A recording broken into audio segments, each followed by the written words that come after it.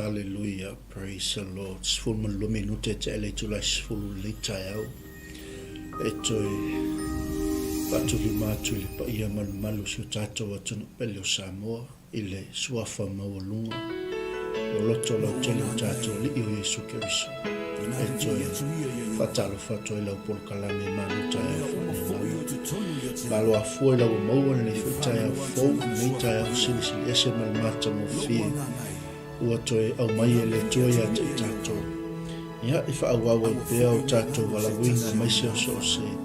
Whaiva o lo tau ngālu e ai e le ngata i tono a inga. Ai wha pēnā fotu tono le whina ngalo le tua. Mo le atu wha malo ma le. Taia i la tau le ana usu fo le nei Taeao. I ia le atua leo tato mapu mai wai ainga le nei Taeao. Stau singa wha le nganga mo oi. E talitonunga ia o nau mai ala tausinga whaatino ia sau i pukofe ma sau tausinga o le Taeao ia ai o le au nanga nei a le Malū Taeao Faaleagaga ia moli mo oi whanga i o tātou nganga le Taeao tātou tele i o loa le Taeao e watu fo i le lima whaatalofa ia o lau whainga luenga le tua, mas foi o whioi o le tala le lei so se mota ma so se lawa, i le au whainga luenga le tua, i so se tovine, so se whatawheta ulanga. Whamanui atu le tua nei aso, whaftai lau tū tapu inga, whaftai lau tū talo ma lau tū whanau no mnui le li. Na wase manui o inga nuu mai ka le sia. Ai sili fina ngalo le tolo tato ono no mangalo e ai watu hoi le lima fatalo fala kalame le Taeao i to asin sina so tato watu nu to ao le tana nei malo 𝚗𝚙𝚢𝚑𝚝 malo foi le to fa malo le baba ai le li ia wase manui o si o tatou watu no mai se lava tono tatou ainga na ia le taita inga le tua ma ia le anga le leo le tua i to tono tatou ainga whaftai tele la wau sina o tala lei ma lo 𝚗𝚙𝚢𝚑𝚝 e whaatalo whatu fo ilau por kalame nei Taeao i woma pa anga tatou au nanga nei por tatou misiona ia whai on tatou toe lau lua silfa i lungo e au malu le eo nei fo i Taeao i ele tua i lana wha malolonga wa sila mai mo whafonga mai nei Taeao mo wawai atu fo ia o loo mawhato tonga pea wha manuyanga le tua i ate oi a sili lana wha malolonga i ate i tatou umalawa o le atua le ngā i a tatou te au nai o le atua matautia o le atua e au aorana puna o le atua e o lo iai le tō whapoto ma le malona mata i sau e nate sila fia mea uma o lo whasawani ai lan whanau e mole atua i le whamaloma le whakatai tele lava i le whangaluina ia au nanga taitasi o lo whapenao na matou whaipaanga langolangoina le nei misiona po nei whoitala inga o lo iai tātou sponsors o lo e tangtanga i mai ei lungo le tātou o nanga i le aso ma le aso. Whamalo whaftai lau tau pito la au wale momorino le tala le lei nei o tātou tangata Samoa. Le wa sila mai Samoa le ngata walu atu i lungo o lau device, o lau telefoni, o lau iPad, o lau laptop, o lau computer. Ia alea fo iwa tatala i le tua le awanoa. Le wanga i atu i lunga o lau TV, o lau radio, te wisiana. Le upua le atua mo oe, awela statou whaafitai tatou whainga paanga ma au nanga te tas. Ia whaamanuia le atua te talo, ia anga le lei pea le atua i whaatutomu leo whaangangauina. Ia maise o lau tau loto i le li imalona whina ngalo. Patalo whatu fo i nei Taeao, ia tatou ai ngai lunga o benga twailangi leo ua pale mai tatou por kalame le fo ua fale mai nei Taeao. So i fua manuia, patalo whatu le uso au auna ia tu fo maiava, ia po le fionga fo ia maiava. Ia whamanuia le tua, i le fia ngai ai fo i ma fuanga o nei tausanga e maise ia o le iai fo i nei atu no. ia whaawau pēr whaamalolonga le tua i lo sunga patalo fatu ko to fine ia jema aftai tele le tatalu aftai fo langolango ma lole on sa i o tu fai ia le li fatalo fatu le Taeao i le to fine pele i le li anatomia po tinaya anatulou ia fatala le ia le Taeao aftai le mafuta mai aftai fo i le awai mai ia ia tal tonunga o manuia si o tatou atunu Amerika Samoa i le nei fo i Taeao fo fape fo si o tatou atunu olum savai ia Malū le soifua manuia e le tal tonunga niso tatou ainga e muli mai ia pe mawaina fo i nei faasoa faaleagaga i le lumnai ia e faatalofa atu nei Taeao i le suafa Iesu Keriso le tatou li nei Taeao ia tatou taltalinoa tatou faasoa i le tatou Malū Taeao faaleagaga ia e ala i se tusi faigofie o se afioga le atua mo i tatou ia e tomatau ai pea le tatou savaliga falefaatuatua ia e maise ia o se fetalaiga le atua mo i tatou tapasā ina i pea le tatou ola faaleagaga ina ia mausalima mauaa i tatou i o tatou valaauina nei la Taeao ia Samoa alomaia o le tatou Malū Taeao faaleagaga lenei naua ia le tusi Filipi 4:5 ia ma le tatou autū lea la tatou talitalanoa ai na e faaperetania atu o le greatness ia ai faitau i le faaperetania o faapea mai le faaperetania be kind be gentle ia le faitau le lomiga faasamoa po tusi paia Samoa fai mai o le anga Malū ia le li e le aise me se e sao uma ia faaliunga o le upulna o le greatness ai mana ia o le tatou taltalanoa i fo le Taeao ia ma tatou wawaai loloto i ai ma o tatou mafaufau loloto i ai o la fo seaoga mo i tatou i le gata o a'u lea e tautala atu ia ae maise o le aiga o le faatuatua na ia tatou galulue ia tatou auauna i le atua a ia tatou auauna ma le aga Malū auauna ma le fiafia auauna ma le onosa'i o auauna ma le loto maualano praise the Lord lona winga a avea i tatou ma tagata loto maualalo o tatou o tagata manu Malū o tatou o tagata ua tatou faia mea sili mo le atua nei tausaga lea fo'i ua lamalama fa'ai'u lenei masina masalo pe toe lua tolu aso uma lenei masina o mai lau savaliga lenei tausaga talu o tatou folau ia le li'i o e anga Malū po o e anga Malū o le alava le toʻigaaga ia o le fa'asoa le tatou te talitalanoa sei toe tatou toe te patasi itua i le masina e lua o lenei tausaga le uma vai atu ia mai se le 28 aso lenei masina leu tatou ia po mai lau savaliga o mai lau auaunaga i le li'i o mai lau tautua o mai lau galuega ia le aga o le fa'amalosi lea le apostolo i le ekalesia na ia matua'i fa'amalosia ai ma tautaga atu le apostolo i le ekalesia le aga o lea ua iloa e tagata uma Filipi lo outou aga Malū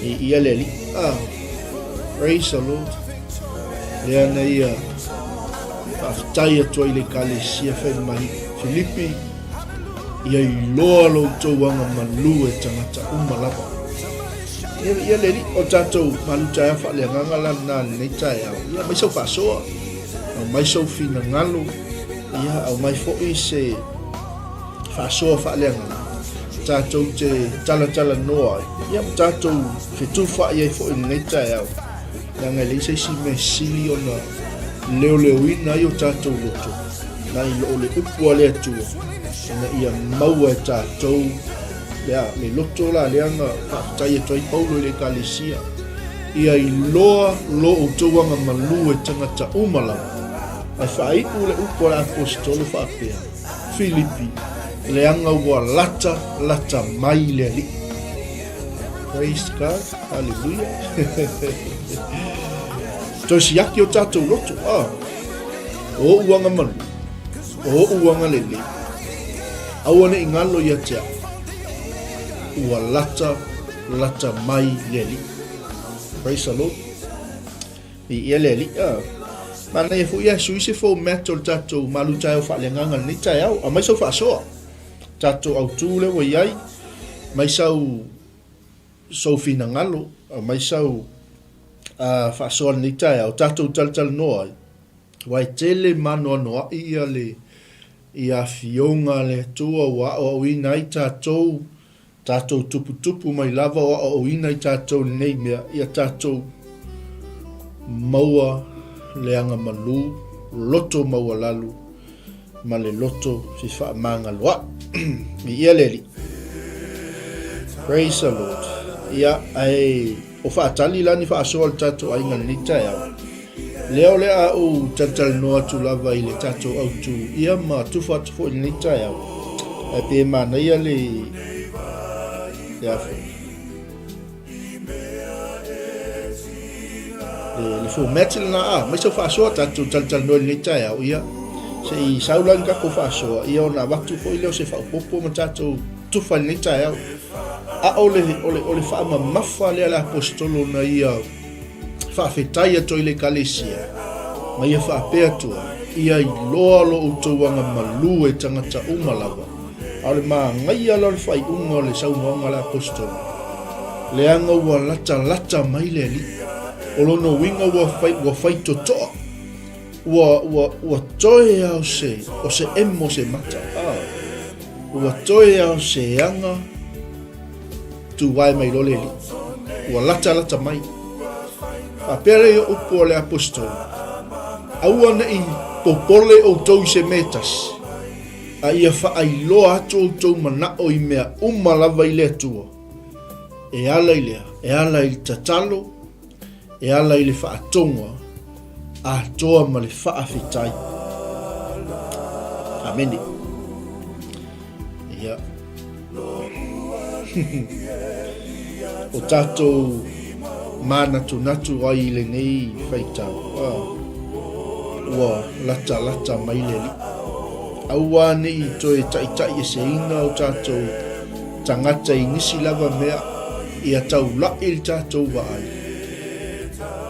ua lata mai le li praise the Lord. Aua nei popole o tau se me tas ai a whaailoa tau mana o i mea umalava i le atua tatalo tonga a toa mal whaafitai i eleli a tātou whaiala au wala i eto tātou te whaailoa tua i leto mea umalawa lo tātou mana na oai e se whaingo whio au wala o lo whaasino mai o lo wha ta oto mai le fionga le tua tātou te sa ili ai sa ili tatalo sa ili whaatonga sa ili whaafitai le tua.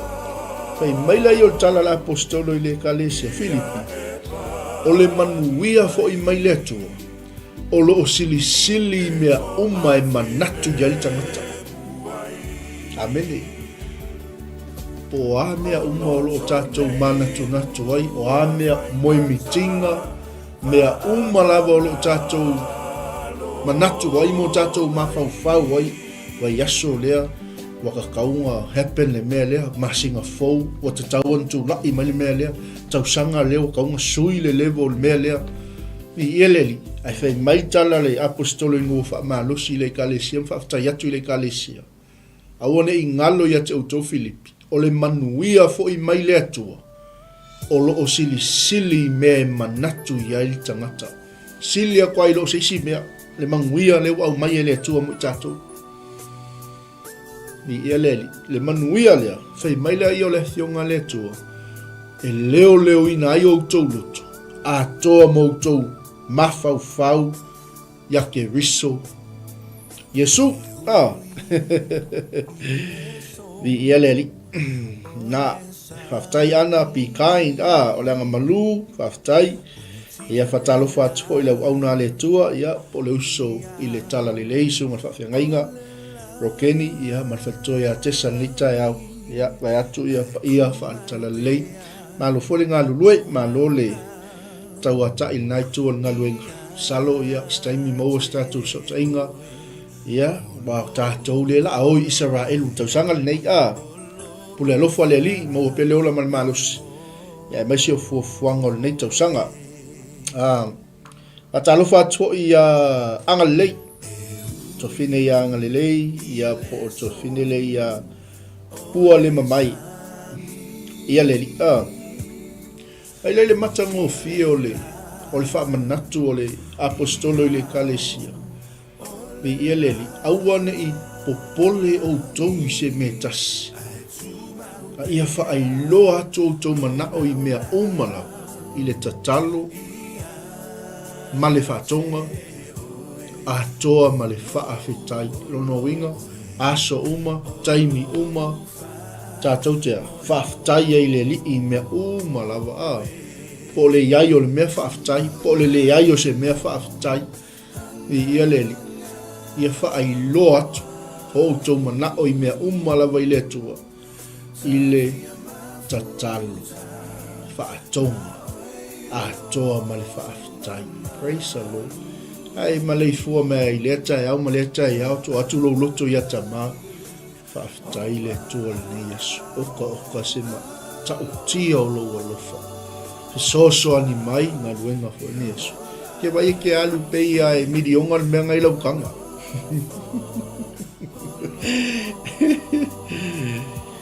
e te alu fia e te alu male oli pa ia o le atua e te fo'i mai lo ainga ua whaatumuina oi manuia o le atua au whemea e mafua mai ta talu whaatonga atoa male whaaftai ai sili lai le mea uma ngā amata ia le whailoa to le apostolo o lona loto malona nau le kalesia ia i loa lo utawanga Malū e tangata umalawa Filipi awaua lata mai leli ia le tua tole ele isa walinga ko fa soa praise the Lord o lewa tatala tultato comment section il Taeao ni ia mai so fa soa pe na tal no atu ia le la sui fo metal tato Malū Taeao Faaleagaga le Taeao au mai so fa soa ia po te fa iPhone tato tus o le tato te tala no i le anga Malū praise the Lord ia le okay fa pele yo upo le apostolo Filipi le ala o avatua ya to this is the final word ole toi upu le nei mo o i ele a mata mai aile ia i loa lo tauanga Malū e tangata umalawa awane ngalo ya te o lewa lata mai le li i ele lua fai mai tala le apostolu awane i popole o i se metas ka ia fa ai loa atu e ala i tatalo fa tonga a toa mal whaafetai. Saulole i le siva enga o le loto le apostol. Le ala fai mai loa Paulo le kalesia o le toi ukulu ne Filipi. O mea ua moni, o mea uma ua tau le leia, o mea uma ua tonu, o mea uma ua mama, o mea uma ua matango fie, ma mea uma ua longo le leia, a fai fo'i o se isi a mio le lei. Po se tasi mea vi ia ia outou manatu I ia lava mea. Wow. Okay. Ia leri. Praise the Lord. Ia outou manatu I ia lava mea. Okay. O mea ua moni, o mea ua tauleleia, o mea ua tonu, o mea ua mamā, o mea ua matangofie, o mea ua longoleleia. Po o se tasi mea e vi ia. Po o se isi fo ia mio lelei. Meila ia o le whamalosi la apostol. Ia outou manatu I ia lava mea. Rono winga ia awane I se ei tātou ma le finangalo le tua. I ele li. Ia tau le leia le finangalo le tua. I o tātou wala awina. I ele li. Aisea. Leanga o le ua moni mea uma. Ina ua e tali tonu I le upu moni. Ua tonu mea uma. Ina ua e tali tonu I le upu a le tua. Ua mamā mea uma. Ina ua e malama I le fionga le tua. Ua matangofie mea uma. Ona o lau tali tonunga. Leo ua taitaina o e malo a inga I le fionga le tua. Ma mea uma ua longo le leia. Ona o le upu a le tua. Ia lele. Ao ina sui e le tua tangata. Ke whaalongo e whaitala tangata. Whaafitai le tua so le suinga o tangata la. Ia lele. Mata o tia o le vavenga o le tua. Lea ua sui e tangata la. Ia lele. Te ki ofa I maitala la apostolo. O le toi upu le nei. This is fine. Mea uma lava. E laua lunga I le upu a le tua. Praise the Lord. Amene. Lele I o upu al tamalo. Ia leala whaftai tema e peru spulu tausu malfitu. A wai toi titi lava o no o mai ai lea o le Malū mai. E le whaatua I mai lava. I ia leli. Nga ia whaftai mu whaasoa. Praise the Lord. Praise God. A wai toi titi lava o no o mai leo le Malū mai e le whaatuai mai lava. Amen. Wow. Awane ingalo ia te oi sa mole tunu. Leo ua lata mai le li. Ia la e link le le mele wa mai e te mal Taeao. Awane ia tai e se ina I tātou I ta upu o le whaatuai. Waia ua umona fola ina mai le ai koe sau paulo I whai mai. Ia I lolo tauanga Malū e tangata. Leanga ua lata mai le li. I ia le li.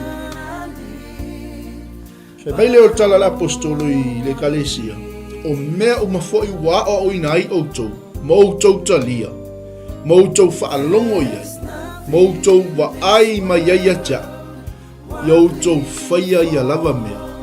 Ona ia te outou leo le tua e ona le manuia. Oka so. Fai ma whaataita inga le vei. Le tangata o Yesu Keriso o le na walawina pau. O le na suia le tangata. Sa wai le kalesia. Hallelujah. Amen. Aftai ma whaasoa. Kai meila I o tala tama o mea umma foi wa o ina I outou. Leo outou talia. Moutou whaalongo ia. Moutou wa ai mai ia tia. Ioutou whaia ia lava mea. Ona ia te outou leo le atua e ona le manuia o lava. Praise the Lord. Amen. Malū Taeao Faaleagaga mo wei. I ia le li. I ia le atua. Ia I loa lo tātou wanga Malū e tangata uma lava. Amen. Awale ngalo ia te I tātou. Ua lata mai le li. Whapele upo ta māloa na whai le kalesia. Ina ua ia whai atu le kalesia. Wao au ina outou. Mea outou talia o mea uma lava na outou. Whaalongo iai moutou wa ai mai ia tia. I outou whaia ia lava mea. Ona maua le o tau le manuia o le atu whapele o upo ta malo. Hallelujah. Filipi, o te le whai atu o no le matiba. A wā o a oina, ia toa fi le mūlo uloto I mea wa ia tea. Ameni. Wa o I loa le matiba, wa o I loa le mauoa, wa o I loa mea lava wa iai ia tea. Ma mea e o ia tea wā o a oina iau. Mai lo leo tala ta malo. Ina ia o I loa maon. Ma ia o I loa fia ai. Ia o I loa lea faulai mai o mea. Ma ia o I loa leonge mai o mea. Praise the Lord. Masangi le iai o le mea, masangi le iai o se mea. Praise the Lord. Masangi le iai o le tupe, masangi le iai o se tupe. Hallelujah. Masangi le matiba, masangi le mauoa. Wa o oina ia toa fi le mūlo uloto I mea wa iatea. Praise the Lord. O nā ai ke ngofo ma whaamanguyanga. O nā lava I to tono o lo a inga le manuia. Awani ngalo ia te I tātou. Leo whai mai le whaamalosia le apostolo le kalisia. Filipi, o te le whai atu o no le matipa. A ua o ina ia toa fi le mūlo uloto I mea wa iatea. Mo o I loa matipa, mo o I loa fo'i mauoa. I ia leli. O mea lava fo'i wa iai atea. Ma mea ua o iatea. Ua o ina ia. Lea la saulo ma le lisia ka māloa. I ia leli. Ia o I loa maona. Ma ia o I loa ona fia ai. Ia o masani le faulai mai o mea. Ma le honge mai o mea. I ia leli. Awale ai lo se mea I o tātou lima. I loa toa tangata o le. I loa toa tangata wa. O le aiso oli leli. Awale le tali mai lo le atua. I loa toa tangata wa. Wa mata o ngai mamau maleli. Le fei mai tala la apostolo. Wa o oina. Ia toa fi le mūlo uloto. I mea wa ia te keilo. Fei le wa ia te oele upo le atua. O lewa ia te oe le manuia. Amen. Fia fai tau le upo le li. Fai ma mesua malia ia te oe. Nai wa aila ia e whaapupula e le atua o tātou mata. I ona manuia. Amen. Praise the Lord. Fai mai lola ia o le tala tuspa ia. Pe o le mau leo walau sila fia e le au. Le walau vilu o le au kerisiano. O te mawhaia mea umala. I le whaamalosi mai o ke riso iatea. Ameni. Hape nā tātou. Tātou te le mawhaia se mea iso tātou. Poto. Tātou te le mawhaia se mea ono wa tele ni mea iatea I tātou. Ta mau a inga o le mau oa. Le ai. O le ale tele o mea. A le ai Yesu. E le manuia. A le ai le atua. E fai fua tātou mea. I ia leli. Praise the Lord. O le ale tele o tamau a inga. Ma le matalasi o manuia wa ia te o. Ai a le ai Yesu. Le ai le atua. E fai a fua mea uma. I ia leli. Mai atala tamalo. O te mawhaia mea umala. I le wha malosi mai o ke riso ia te a. Ameni.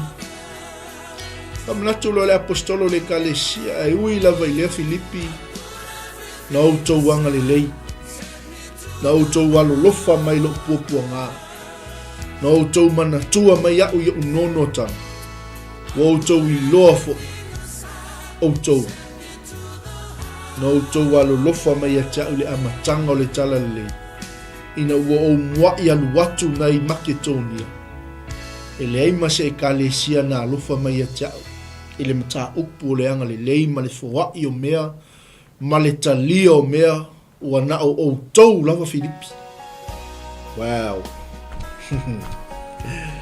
Oka se maa ngai o le wha manatu.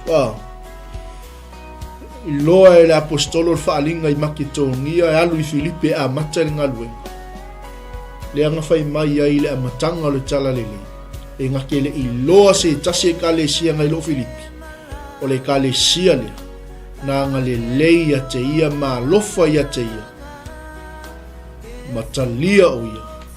Lea laua ia koe whamangakwa. E le ngata o le amatanga le tala lele. A le foi ua o mai lea. E le whaai unga. O toi taimi ma toi aso le apostol. Lea ea lo lofa le kalesia. Amu ia se kalesia 5 foa. Amu ia se kalesia e loto foa. Amu ia se kalesia e nau e whaamanuia ia e le ngata o le tino ke riso. E maise o ngalu e ngā lofa e le ngata I le au homeless. Ia po au auna fo ia le atua le whai ma frontliners o le tala le le. Amu ia se kalesia. O lo lato whai ale ngalu e ngā lea o le fua I mea. O le anga le lei tangata. Amen. Ia whaftai ia leo saul whasoa whaftai ana Ioi whaftai amene ua wawang sala tangata umalava ma ua le opo I le mamalu o le atua ua silafia mai le atua le ai masaisi o le laulangi e mwhai o le whai le tongi ola mo tangata lea na fina ngalo ai le atua awina mailo na alo e to tasi whai le tongi ola mo wau le tangata I ia le li Maile mo le maua mātai o 5.5 amu ia e anga Malū awa he whai mo lato tofi le mu oka o whai so li ia le li. E ma whai o na tātou sauwhanga I le ola e whaavavau I le whaatua matali tonu I le atua. Amen. What a testimony. Whaftai mo le whasoa, whaftai ana, whaftai atua I a tema, moni mo whaamau. Ia lea laua ma ngai a meile I whamanatu mo tātou Taeao ni. A maka ia le la unga la apostolo Filipi ia I loa loutou anga Malū e tangata umalawa. Pai maila I o le maulenga mai ana. Amu ia e anga Malū. Awa e whai mo latou tofi le no. Pai maila I o le apostolo I le kalesia. Ia I loa e tangata umalo tau anga Malū Filipi le anga ua lata mai le ali auanga I misia lo tau tofi le manuia na tāpena e le atua mo tau ia le maulenga mai ana ioi aftai maiava moni ma whaamaoni tātou tofi tau whao manuia o le atua ia le ali o le ai o tātou 5 le manuia o le ai luma o tātou le manuia. Amen. O lea tātou te savavali lungo manuia o le atua. Pea o le taimi tātou tea. Whaatua matali tonu e pei o la Paulo. A waua o ina. O te le whai atu Filipi ona o le mativa. Ni ia leli. A wa o ina. Ina ia toa fi le mulo o loto. I mea o iatea. Wai lele maa ngai o le Malū se le apostol. Awa ke manga o fua I le ka wale fau wale si ainga. Amen. Ngata le lo mana o I mea o iatea oi. Ia toa fi le mulo loto e peo upo le apostolo. I mea o iatea oi. Pai peo le mea ngā lewa polonga il te leo tangata. Ia o le wa aia tu loa wa. Ma ngai a mai le kolu whaka wale a lesi ai. Ia o ngā kau mawhai fo I lea ai leo tutusa malea. Male manu, male tamau a inga lewa au mai e lea tua mo oe I le taimi lea. Ia lea. Ia toa file mua tātou loto I mea ia te I tātou pia upo a Paulo I le kalesia. Ngata o tātou manao I mea o tātou maua. Whai ai kasi ka awale ngā whingalo le atua mo le ainga. Praise the Lord. Hallelujah. Ai lo manga ai tolu ta awale. Vi ia leli. Ia ai ono tutupu mai ainia. ni whaalawelawe po se mea i le finangalo ia i le atua. Amene, me lai o le apostol. Ai ui la wailea, no tau anga le lei Filipi whaftai. No tau alo lofa mai a te au i lo puapuanga. Le ai seisi e ka le sia na ui loa i le amatanga o le tala le lei. Ina ua walu watu i Makedonia. I le ai seisi e ka le sia. Ua na o tau no tau anga le lei mo tau alo lofa mai a te au. Amene. Lea la e mangai e ufa manato le apostol pe fai tau le i le talaanga o le kalesia ma le fa manato atu o le apostolo ia Filipia. Wa le ngata ilia. Fai mai le apostol, ele ngata fo i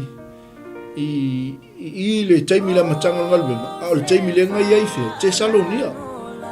Ngal, wai lo walu ese me ala apostol lo tupu le ngalwenga, wola le ngalwenga, lo walu ese mai male kalesia, le wa ngai fe. Lo wo o Tesalonia la wa walu ko le apostol e amata le singalwenga. Ale anga le leia tu ale kalesia. Amene. Ngai nga fe mea. Awa foi a o iai Tesalonia no tu wa vatu mea no o mativai mi eleli ele ngata watu tas au watu lua fo ma va ele maka ki o le kalesi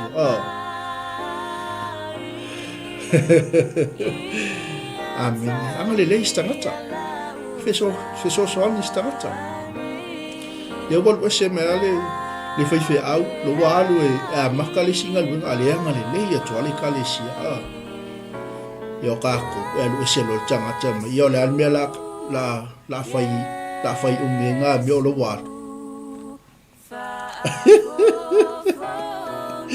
wa umalon kaimi lo walu kalia le kale sia la walu i makausi haleluya ave metala la apostol amen. Ele ngata o le amatanga o le talalile. A o iai fo i Tesalonia na o tau a watu mea na o mativai. O le atu tasi a watu lua fo. I ia leli. Al maanga ia ia le au mainga le apostol. Le anga fai mai le apostol. E le ina o sa ili ni mea le ai. I ia leli. I ia le tua. Ele i alu le apostolo e su engianga mea. Nga alu e ave le tala le inu ese. Na alu e fola le fina ngalo le tu. Anga fei mai inga a oute sa ili fua e atili ei ona tau le leia o tau. Wow. Ia. Amene. A ua ia te au mea uma. Ua tele lava. Ua atoa mea uma ia te au. Ina ua maua e au. Mai ngakala leo e wharot. O mea uma mai ate outou. O mea manongi le lei. O ka se kele o le anga le lei o le kalesia. E le nga o mea ai. O mea manongi le lei. O tau langa. Lewa sila le atua i lo outou wanga le lei. Amene. I ia le atua. E talia e le atua malea. Male malie o lona. Fina ngalu. Amen. Se fai kau aku fasoa se tu fina yang ngalu. Ia nga faftai awal mana o tele ta vale ai fewa i soli tu la fono no ngole awal. E sili si mea mang we maua man file mu. Ia na puts or no puts we still praise the Lord. Ia ngala so so. O me angal kelo ka wale umangi wale fai umapipo ta bat sa ole ia le malu faso le al kas ala ya lulu tulafo ala angal fa ala ya lu faso tulafo ia manaya fam natu malu fai fai mai lo la yopo Filipi a olo watu e faa a toa e ia yate o tou mea umai mati tivai o tou. E tusa ma le fau lai o lona vi inga. Iake riso Yesu. Oka suri Amen. Ma ngai ia i o le tatala ina o le loto le apostolo i le kalesia. ma whaamanatu le kalesia, ele whaapea wa yaise me wa tupu, ele whaapea wa yaise ese a inga po se vai, fe vavai a inga tono le kalesia. Alanga ole nā tura leo tangata o le atua, ole loto leo tangata o le atua, inga ia, whaamanosia, le au pa ia ma leo whaatua. Ia langa whaai uloa ia tala le apostol. Ele ino wau sau sa ilingi mea Filipi. Ia leli, a wau sau sa ili fua ya tili ai. Ona tau le leia o tau. Oka o kai amene. Ele isa ili le apostolo il tino. Ele isa ilingi mangui o tino. Le ngai mangingo tala le apostol. A wau sau sa ili le fua ya tili ai. Ona tau le leia o tau. Ai le whape le anga le leima, whai mea lufa, ma fuwai mea i tangata o le tua. Anga whai mea le apostolo inga, ele isaua o isa ilingi mea li Filipi, pa whikai lo tau anga le lei, wha manuia le atua ia tau tau. Whai mea le apostolo. E ui lo matina, a ua ia te au mea uma. Ua atoa ia te au mea uma. Ua tele lawa. Ina ua maua ya umai ate auto. Lea nga sau malkou whaiwhi au. Wow. Lea ua sau malkou whaiwhi au o mea manongi o tau langa, o mea lofa, o mea umalawa. Lea ua atoa. Ni ia leni. Hei mai lola i o le apostol. Au lo atua. I wha atoa e ia yate auto mea umai mati tivai auto. E tusa ma le whaulai o lona vi inga ia ke riso Yesu. Praise the Lord. Amen.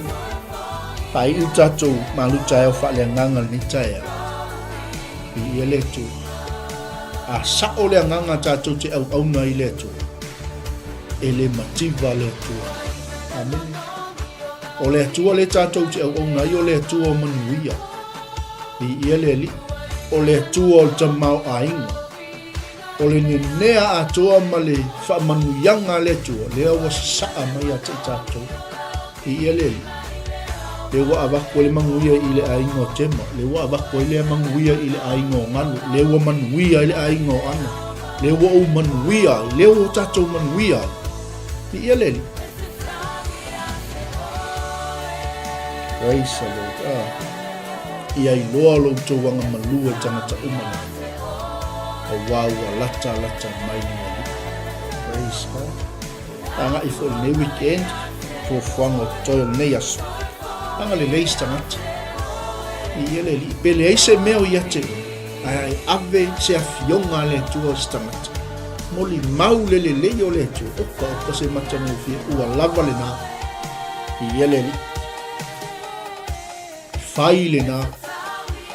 Tātou te anga le leia i se tangata nei whai weekend, tātou wanga atu iai.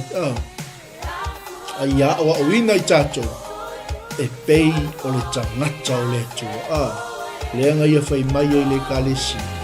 Filipi o te le whai atu ona o le mativa.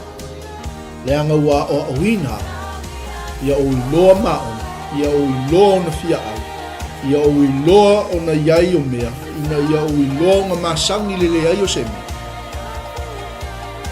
I ia leli, a wao le atua, leo te au auna, o le atua ta mau ainga, o le atua o whaamanianga. Praise the Lord.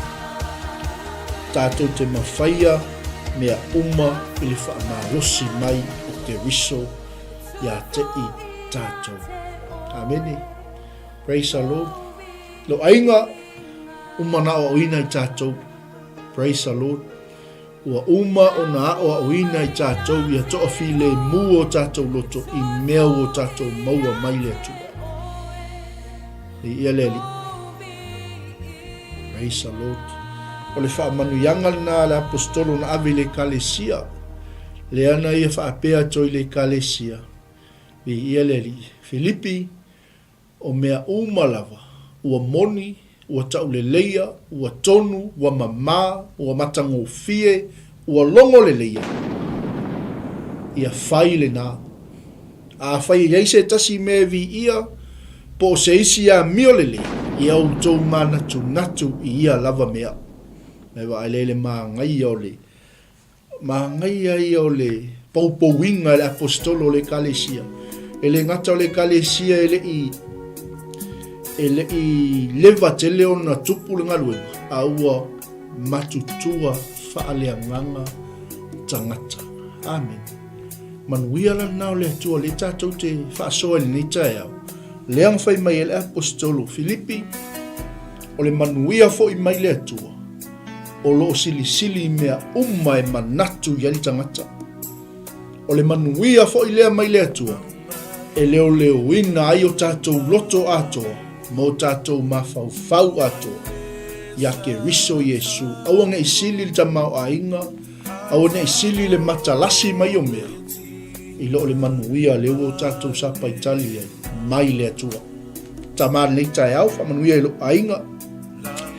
Fa manuia le tua si o matou atunu e leo Samoa le Taeao, matou whea ngai fo i le li ima. Ngā luenga wha ai o le neiva yasu. Matou wha pei fo i o matou letu.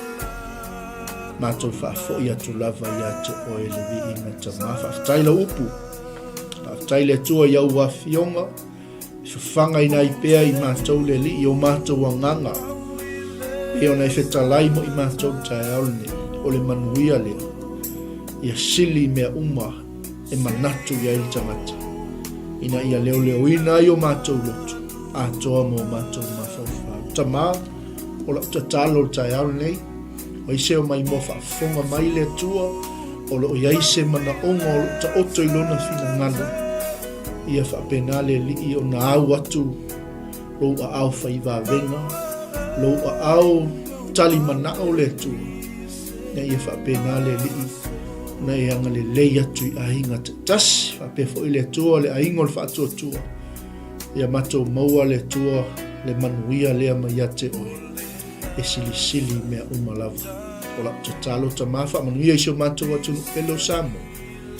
Ona o Yesu le leu matou wala au atuai. Amene. Mene. Ia, aftai atu sio tatou ainga ni Taeao. Mon le awai mai, mafuta mai, tatou Malū Taeao Faaleagaga. Fai le namo i tatou. Ia i loa lo tatou wanga Malū. E tangata lava. Fai tatou tangata e fuai mea, alo lofa i tangata. E pei ona faia ele kalesia ele apostolo. Ele ngata ile amatanga o le tala lelei.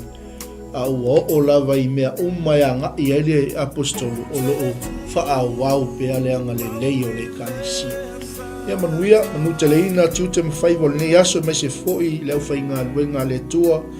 Iso o se fata fai taulanga, iso o se au nanga, o se wala awina, ia i la tau o lo talai, so se mga ala nei taimi, so se vai panoa nei larolangi, ia wha manuia atu le tua, i la au tau ngā luenga whai, e le o lilo, le sila whanga o tātou o lii, lo o tau wafu sina, ai maise, o lo o tau walo lofa ia te ia, malona fina ngalu, tātou te manu maloina, anganga mo ia malona malo.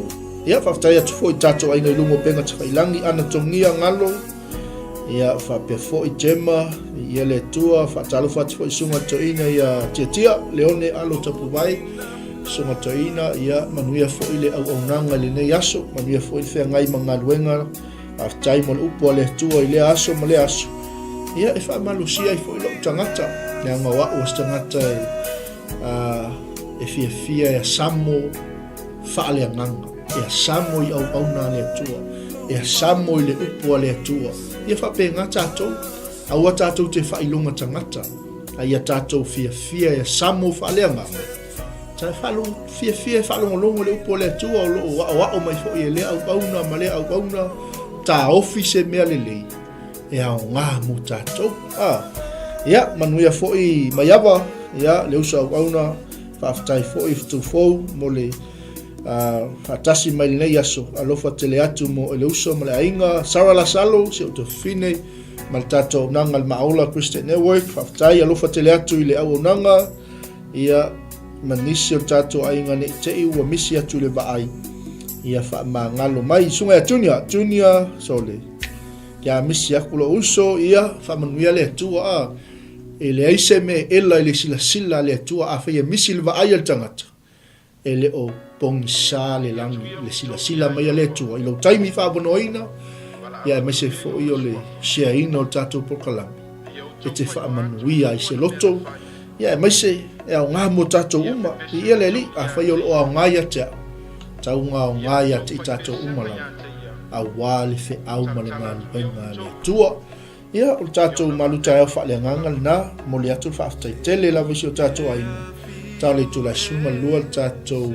ai mai no e mamau le ala ia mase fo'i o tatou polokalame whaamalulu atu o le saofia se tatou polokalame le masena Malū Taeao Aspirai le tatou leo le whaalutanga le saunia e sunga whaafengaina ia Paulo solo visua ma le whaatoia fonga ia ono nisi fo'i o totongia le maafia ia e tapuleo le lava yasu ia whaawau fo'i leo le polokalame al whaifeau ma le whalatua ia a o le tatou manai taimi masani ia whape fo'i le tatou taulanga fiafi ma le tatou polokalame o le moli o le ava sunga whaafengainga ia Pastor Warren le fiafi ana nei ia matau alunga atu ai fo'i le tatou au nanga le Global Kingdom TV ia ai a ngai lunga o tatou app o loo iai e o loo aluato i lava le tatou au nanga e le o motusia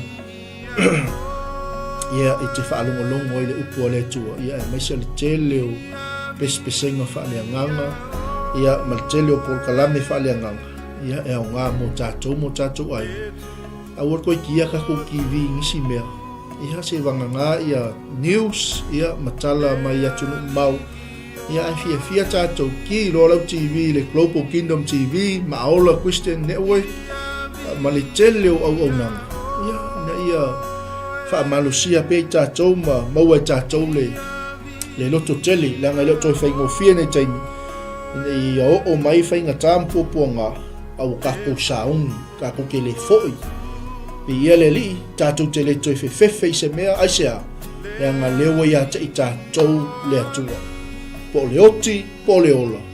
Ia vi ia le atua i mea uma. Aleluia. E foi o Yesu wanga sau e whaima, whatai muanga o mea uma. Ia le li, sau a Yesu langa mission. Amu ia i ta ua le o tatou mauai le nei avanua. Whaifa le leile avanua. Amene. Whaifa le leile avanua. Awange iso o nga whaia le avanua. Ia whaifa le leile avanua.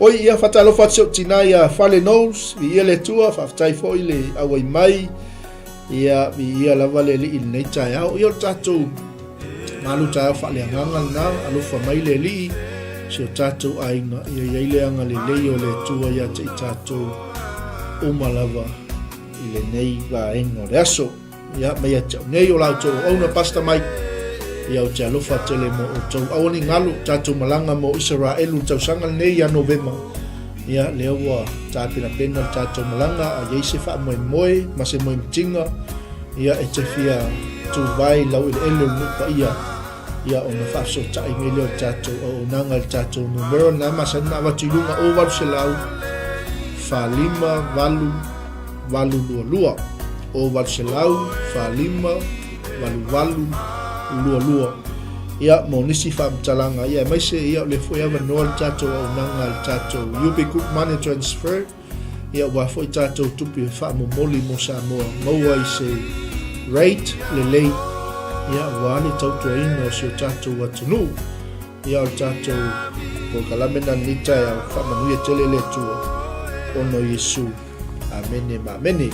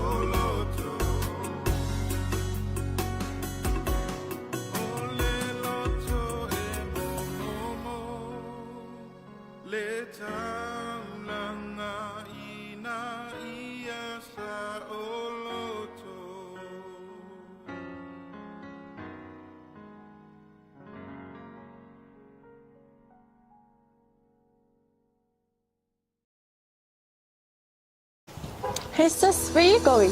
Oh, I'm just heading out to find a place to send money to my uncle in Samoa. Oh, why waste time and petrol? You can use UP Group Money. You can send money to Samoa and it's really fast. Really? Yeah. Can I sign up online? Yeah, it's really simple. Sweet, I'll do it now. Okay, bye. Bye. Sending money to your loved ones in Samoa has never been easier with the UP Group Money Transfer. Our service allows you to transfer money quickly and securely from the comfort of your home or anywhere in New Zealand. Your family and friends can conveniently pick up the money from over 40 villages across the Polu and 𝚟𝚒𝚍. No matter where they are, we've got you covered. Our user-friendly online platform makes sending money a breeze. Just visit www.upgroupmoney.com. Sign up and start sending money in minutes. We're here to help. If you have any questions or need assistance with signing up or sending money, please don't hesitate to contact our friendly support team at 09558 2896 or 0800 877 328, or visit us in the office at 6/22 Station Road, Ōtahuhu, Auckland 1062. Experience the ease and reliability of UP Group Money Transfer today. Your family and friends in Samoa are just a few clicks away from receiving your support. Visit www.upgroupmoney.com now to get started.